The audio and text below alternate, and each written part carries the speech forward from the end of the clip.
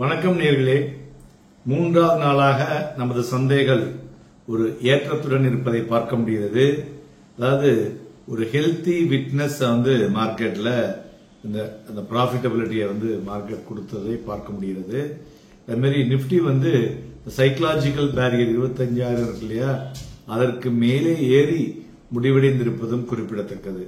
இன்றைய தினம் 183 புள்ளிகள் அதிகரித்து 25,077.65 முடிவடைந்திருக்கிறது.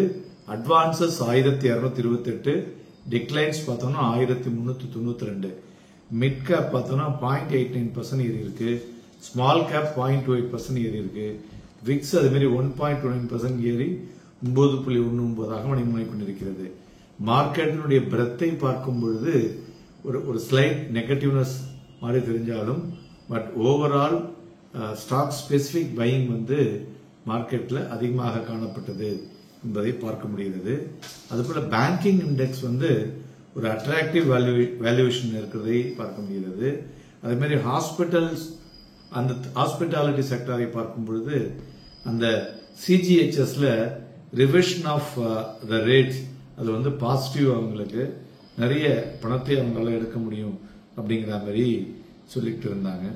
தென் துறைகளை பார்க்கும் பொழுது இன்றைய தினம் IT, mid select and financial services, இந்த 3 துறைகளும் நல்ல ஒரு பையிங் ஆப்பர்ச்சுனிட்டி கொடுத்ததுன்னு சொல்லலாம். மறுபுறம் மீடியா, மெட்டல் அண்ட் எஃப்எம்சிஜி ஒரு ப்ராஃபிட் புக்கிங்ல வீழ்ச்சி அடைந்த துறைகள் என்று சொல்லலாம்.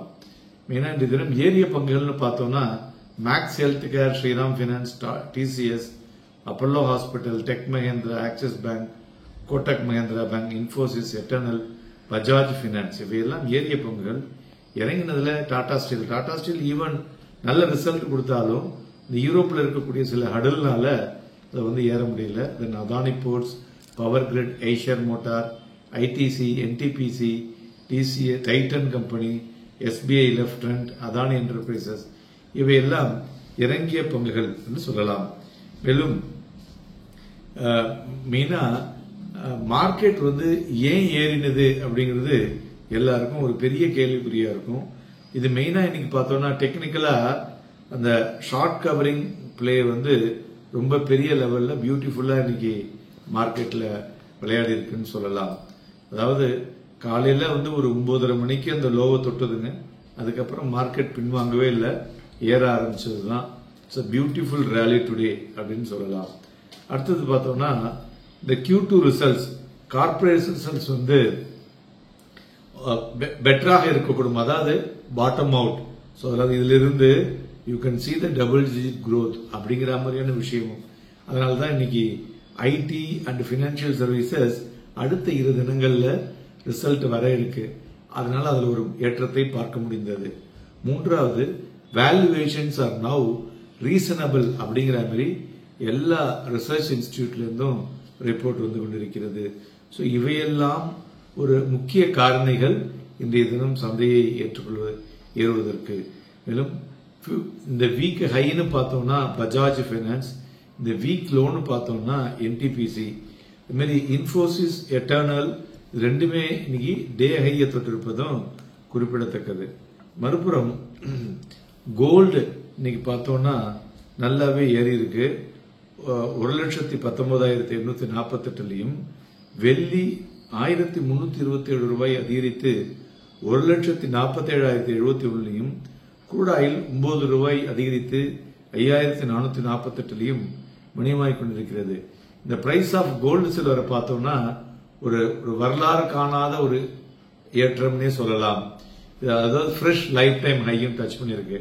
அதாவது இங்க லோக்கல் மார்க்கெட் மாத்திரம் இல்லாமல் international மார்க்கெட்லயும்.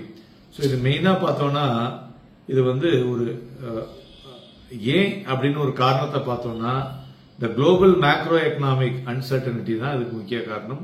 Plus Jio political tension, இது ரெண்டும் சேர்ந்து. மேலும் பாண்ட் ஈல்டு யூஎஸ்ல வீக் ஆயிருக்குங்க. டாலர் இண்டெக்ஸும் டிக்ளைன் ஆயிருக்கு. ஸோ டாலர் டினாமினேட்டட் அசட்ஸ் எல்லாம் இப்போ மோர் அப்பீலிங்கா இருக்கிறதுல கோல்டு இன்டர்நேஷனல் பையர்ஸுக்கு ஒரு பெட்டர் பையிங் ஆப்பர்ச்சுனிட்டியை கொடுத்திருக்கு இந்த ஜியோ பொலிட்டிக்கல் டென்ஷனாலன்னு சொல்லிட்டு இருக்காங்க. ஃபெடரல் ரிசர்வ் இன்ட்ரெஸ்ட் கட்டு அது மாதிரி நான் ஈல்டிங் அசட்ஸ் லைக் அதர் அசட்ஸ்லயும் பாத்தீங்கன்னாக்க அந்த ஆப்பர்ச்சுனிட்டி காஸ்ட் ஆஃப் ஹோல்டிங்கும் மெட்டல்ல வந்து ரிடியூஸ் ஆயிருக்கிறத பார்க்க முடிஞ்சது. மெயினா அந்த safe heaven demand for global இருப்பதற்கு முக்கிய காரணம் யுஎஸ் கவர்மெண்ட் இப்ப ஷட் டவுன் பண்ணாங்கல்ல, அது ஒண்ணு. அப்புறம் அதுக்காக அந்த சேஃப்டி பிளஸ் ஒரு ஜியோ பொலிட்டிக்கல் அன்சர்டனிட்டி. இப்ப கடந்த 3 தினங்களாக பார்த்தோம்னா சில்வர் பர்ஃபார்மன்ஸ் பாத்தீங்கன்னு வச்சுங்களேன், பர்டிகுலர்லி அது வந்து ஒரு அவுட் பர்ஃபார்ம் த கோல்டு அப்படின்னே சொல்லலாம். கடந்த 6 நாட்களாக கிட்டத்தட்ட 3.3% கம்பேர் டு கோல்டு, அது வந்து 1.3% தான் ஏறி இருக்கு. 1 kg ஆஃப் சில்வர் பார்த்தோம்னா கிட்டத்தட்ட 1,86,000 ரூபாய் வந்திருக்கு. த ஸ்ட்ராங் சஜஸ்ட் வந்து சில்வர் இந்த மாதிரி ஏறுவதற்கு காரணங்களை பார்க்கும் பொழுது இன்றைய தினம் என்ன சொல்லியிருக்காங்க, டிரான்ஸ்போர்ட் மினிஸ்ட்ரியில பெட்ரோல் காசும் இவி காசும் ரேட்டு வந்து மேட்ச் பண்ணிடுவோம் அடுத்த 2-3 மாதங்கள்ல. சோ அப்படி பண்ணும் பொழுது இவியினுடைய சேல்ஸ் வால்யூம் அதிகரிக்கும் பொழுது இவிக்கு வந்து சில்வர் வந்து ஒரு உபயோகமான ஒரு உட்பொருளாக இருந்து கொண்டிருக்கிறது. சோ அதனால சில்வர்ல ஃபர்தர் டிமாண்ட் வரக்கூடும் என்று எதிர்பார்க்கலாம்.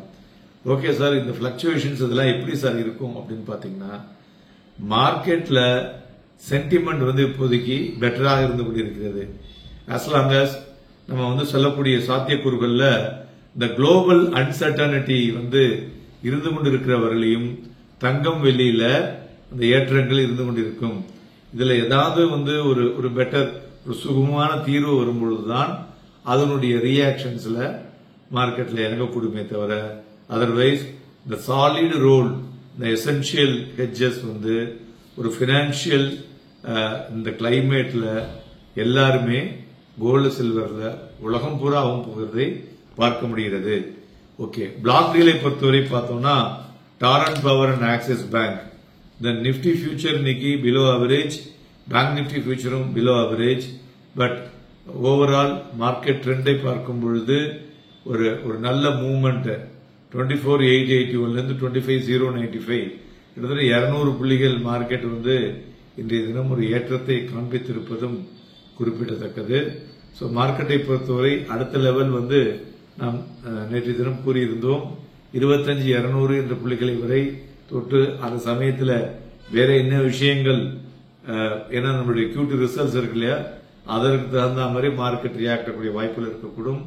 நாளைய தினம் நம்மளுடைய வீக்லி எக்ஸ்பைரி இருக்கிறதுனால வாங்கி விற்பதற்கும் விற்று வாங்குவதற்கும் ஏதுவாக இருக்கக்கூடும். Happy and profitable day.